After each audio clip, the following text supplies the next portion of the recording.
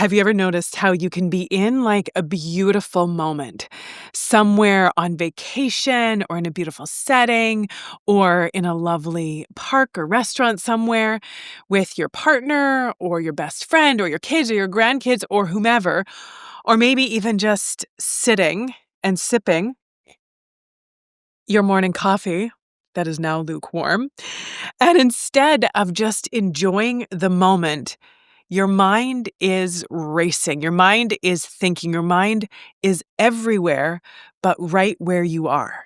You're running through grocery lists, replaying old conversations, stressing about everything you need to get done the next day, worrying about the state of the planet, anything but being right where you are, fully experiencing exactly what you are experiencing in that moment. That scattered, restless, distracted feeling, that's not a personality flaw, it's just a brain pattern.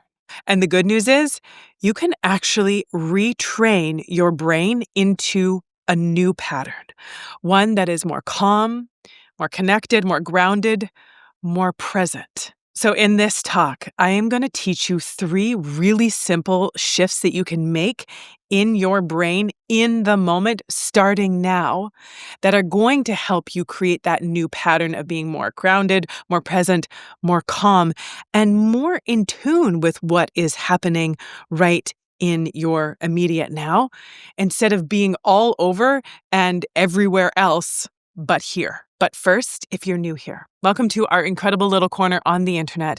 Take a second and introduce yourself in the comment section below. If you're back again, it is always good to have you here. Thanks for joining me. Thanks for being here with me. And if you are new, my name is Julia Christina, and I am a registered clinical therapist, a researcher, a coach, a speaker, and the creator of my membership community, the Shift Society, where we are taking this work to the next level and you are being guided and supported the whole way through. I help heart-centered humans think better, feel better, and live better so that they can like themselves and their lives more every day. So here's what I hear from people all the time, at least once a day, every day, through the people in the Shift Society, through my one-on-one clients, through just friends and people that I am chatting with. They say things like, Julia, why am I always planning for the next thing today or something tomorrow or something that I need to get done next week, or even always thinking about the next meal that I'm going to have instead of just being able to enjoy right now, which is what I really want. Or they say something to the effect of, the minute that things get quiet, my brain starts to overthink. So instead of just being able to enjoy the quiet almost seems to stress me out and make me even more anxious. Or they say something like, why do I feel so exhausted at the end of the day, even when I'm not doing a whole lot of things? It almost feels like I'm not physically exhausted, but mentally exhausted from overthinking all the things. And if any of those kind of sound like you or really sound like you, know that you're not alone. Because the truth is, most of us, present company included, were never taught how to manage our attention, how to be intentional with our thoughts and our focus. So many of us, much of the time, have these brains that are busy, that are running around unmanaged, that are just sort of doing whatever, wherever, and creating a lot of havoc along the way. It's almost like many of us have these like toddlers in our minds that are running around the house with a knife, just sort of creating all kinds of chaos wherever it goes. Which is why just telling ourselves or just trying to be present feels pretty impossible most of the time. So let's talk about why this happens. The first reason is because we all have a survival brain, which is a good thing. This part of our brain that is actually trying to keep us alive by moving us away from danger and into safety. But the truth is, most of us are not in imminent danger in our daily lives, but our brain is still trying to scan for any potential threat or danger.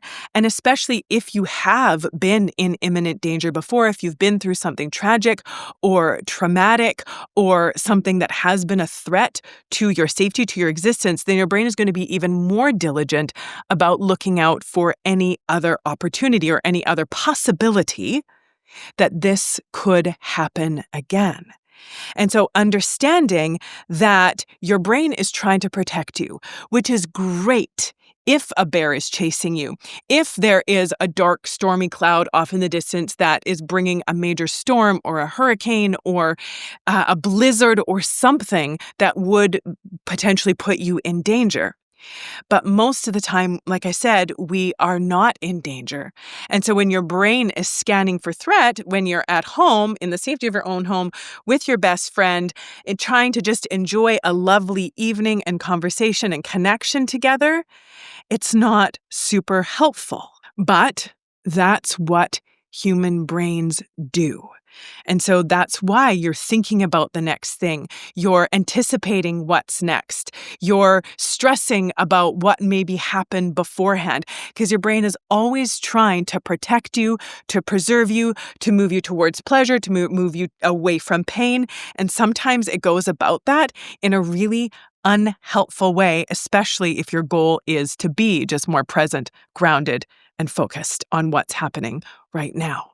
The next reason is that you have this reward brain where our brains, like I said, they're not just trying to move us away from danger, but they're trying to move us towards pleasure, which again, pleasure, not a bad thing. Who doesn't like things that feel good, that are good for us?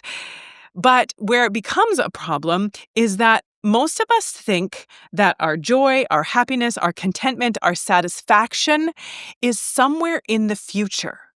Right? So thinking about that, when's the last time you were like, I just need to get to this. I just need to achieve this. I just need to have this vacation. I just need to make it through the week. I just need to have this kind of friend. I just need to have this kind of partner. I just need everything to go like this at this event. And then I'll be happy. Then I'll be satisfied. Then I'll feel good enough. Then everything will be okay. But let me offer you this. In this moment, you are living in that desired future. There is something or probably many things in your life right now that you told yourself at some point in the past that once you get to this, have this, achieve this, accomplish this, acquire this, resolve this, then you will be happy, content, satisfied, feel safe, feel good about yourself, about life. So the trick with our brain is that it always thinks that what we want happens only in the future. But the truth is you are living in your past's future right now, which then goes to the even harder truth. This is a really tough one. And aside from any imminent danger or any imminent tragedy or anything really significantly painful that you're going through right now, the truth is, if you can't be happy now, you can't be happy. And this isn't to cast any judgment or to make you feel bad about yourself for anything that you're struggling with, but it really is just that understanding that any period in our life is going to come with about the 50-50, about the 50% that is hard, that is difficult, that is painful, that is a struggle, that is inconvenient, that is not our favorite, and about 50% of like the good and the great and the lovely and the wonderful and the beautiful. And so really just understanding that when we keep ourselves in this reward brain, in this I'll be only happy when, it's that when then, we are never going to get there. And again, not to shame or judge ourselves for it, but to just bring that awareness to letting ourselves be in and notice the good, the beautiful, the lovely, the joyful, the special in this moment by not negating and pretending the other stuff isn't there, but allowing ourselves to step into that fuller experience in any given moment, situation, experience, or interaction. So if in your quest to do this, you've been trying this already, you've just been trying to be more present, but haven't really been able to do it, and again, feel like you're failing because you can't just make yourself be more present, know that it's not because you're broken. It's not because there's something broken or flawed about your brain. It's just because your brain thinks that it's doing its best to keep you safe, comfortable, or satisfied. So here's the shift for you. Becoming more present isn't about fighting or forcing your brain into anything. It's about retraining your focus and your attention at any given moment. So how do you do this? I'm going to give you 3 really simple things that you can start doing today. And the first one, practice noticing instead of immediately trying to force or fix. So instead of saying to yourself, oh my gosh, there I go, planning dinner when I just want to be present with my kids, say to yourself, oh, I notice myself planning dinner right now. I notice my brain on to the next thing and planning what's going to happen later on today. Just notice it. And the reason why I say practice it is because it's not something that you just do once and you're like, I'm done. I did that exercise and now I'm done. It's a practice and it's just noticing it. And it's going to sound kind of weird. You're like, what's noticing it going to do, Julie? I'm not changing it. I'm not making anything any different. But I want to invite you to this thought, which is just noticing is different from anything you've done before. So in the past, you've maybe judged yourself for not being able to be more present. You've probably gotten yourself down all kinds of rabbit holes of thinking and overthinking and stressing and worrying when all you want to do is just be in the now, and then you miss it all and you get mad at yourself, or you get frustrated, or you're just not able to be how and who you want to be in those moments, and then it creates all of this other emotional mess inside of you. Instead of just trust me and notice. Just notice. What is going on in my brain right now? What's happening in my mind right now? Oh, isn't that interesting? And if you want some practice with this, I've got a really great exercise. It's my 10-minute guided mindfulness exercise, and it's going to really help you to do this anytime that you need to, and it's going to help retrain your brain into this, and it's going to make a lot more sense as you do this exercise. It's completely free. The link is in the description below. It's my 10-minute guided mindfulness exercise. So if this is something you want to be working on in your brain or understanding more about your brain, make sure that you get that immediately after this talk. So just that one act of simply noticing instead of forcing or judging brings you in to your awareness, which is the birthplace of presence. Our next simple shift that you can make to retrain your brain to become more present is to anchor in your body. Did you know that your body is the only place that you can't time travel? You can time travel in your thoughts until the cows come home.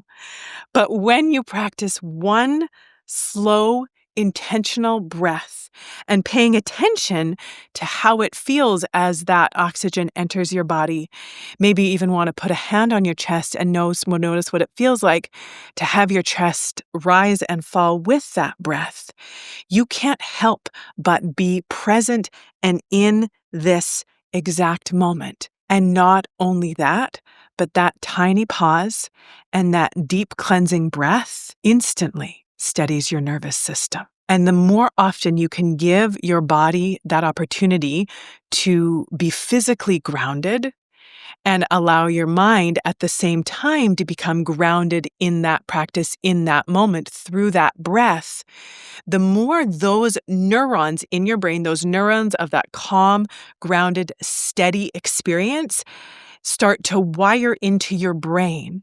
And so then it becomes more easy for you to become more calm and present and grounded because you've built those neural pathways in your brain through practices that you can do every day, just like this. It's not magic. It's neurobiology, and it's not for just getting more calm and present in the moment when you take those breaths. It's allowing your brain to be able to access that and experience that more often outside of the intentional practice.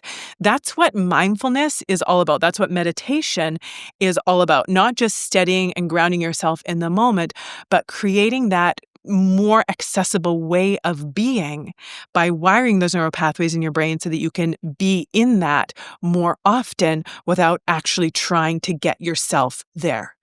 Does that track? Are you with me on this? Let me know in the comment section below if this is all starting to connect in your mind. I would love to hear. Shift number 3, instead of trying to force your brain to stop thinking, stop stressing, stop obsessing, stop planning, stop regretting, stop replaying, shifting your attention, shifting your focus into not what's next, but to what's now. So just even a moment of noticing the taste of your tea as it goes into your mouth, the flavor of your now almost cold coffee as it goes across your palate. The way it feels to breathe in the fresh air, what you notice around you. I can see right now in my living room, I've got some fresh hydrangeas that I got from my mom's garden the other night when I was visiting, and they are just like so beautiful, and they just add this beautiful little fresh pop to the space. I notice the sight of my patio garden that I've spent a lot of time nurturing and watering and taking really good care of for the first time. Do not have a green thumb. I have more of a brown thumb, so I'm really proud of that, and I really love enjoying the fruits of my labor. This is something that I work on a lot with my kids because I want to help them from a young age train their brains to just notice what's now, to be present with what is, to appreciate the beauty in the simple things. So I'll often point out, when we're driving somewhere, oh, look at that mountain, or look at the color of the water, or look at the shape of the clouds in the sky, or when we're out and about, the feel of the breeze on their body, especially on a hot day when a lovely cooler breeze comes up. And something that I always say that I guess I realized I say a lot because my 7-year-old daughter said it the other day when we were out and it was a pretty hot day and then this sort of breeze came about. She looked at me and said, "Oh, Mom, that breeze is divine." That's something that I always say. That breeze is divine. Noticing the smile of a stranger, noticing the sound of your children laughing, your grandchildren laughing, your friend and you having a great conversation, your partner and you having a good chuckle about something, just noticing those things because everything that we are experiencing now is life. This is it. We can't be happy now. We can't be happy. If we can't be present now, we can't be present.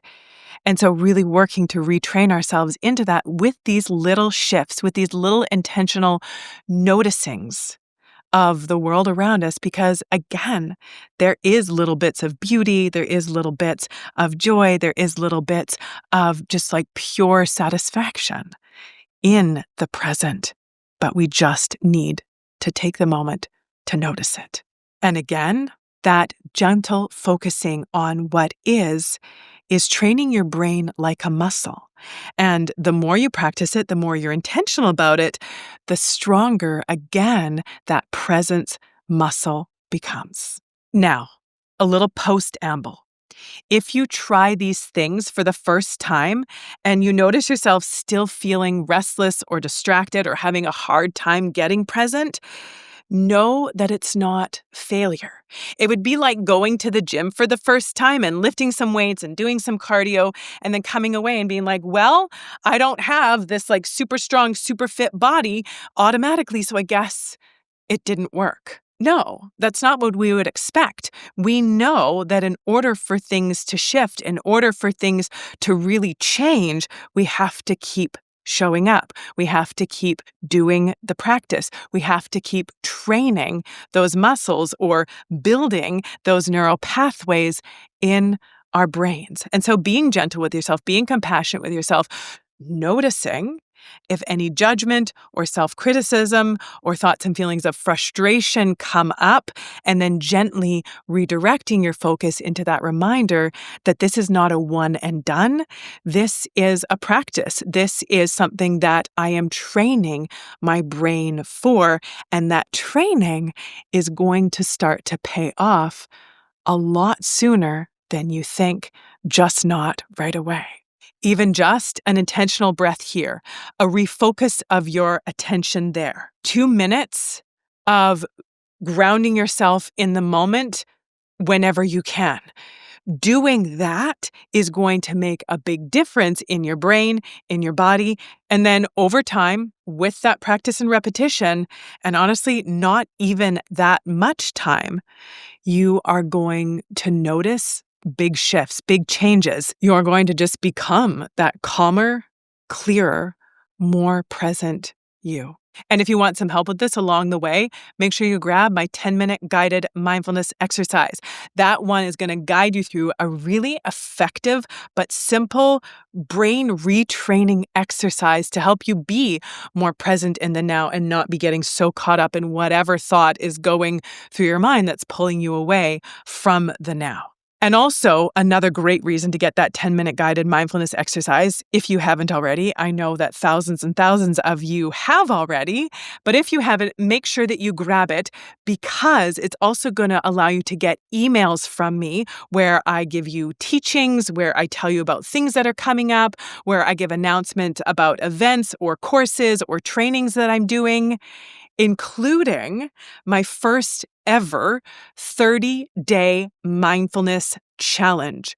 We are going to do a 30-day mindfulness challenge that is going to be simple, straightforward, doable, that you're going to be able to integrate into your everyday life no matter how busy you are.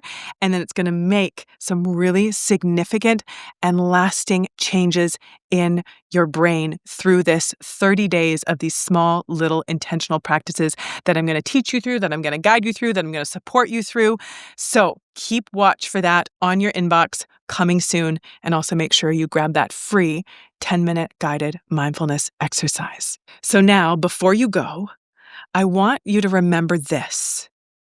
Even though your brain may have been wired to spin, you can retrain it to steady. And you deserve that calm, that grounded, that steady, that presence, not someday, but today. Always good to have you here. And until next time, take good care of yourself. Take good care of those around you. Bye for now.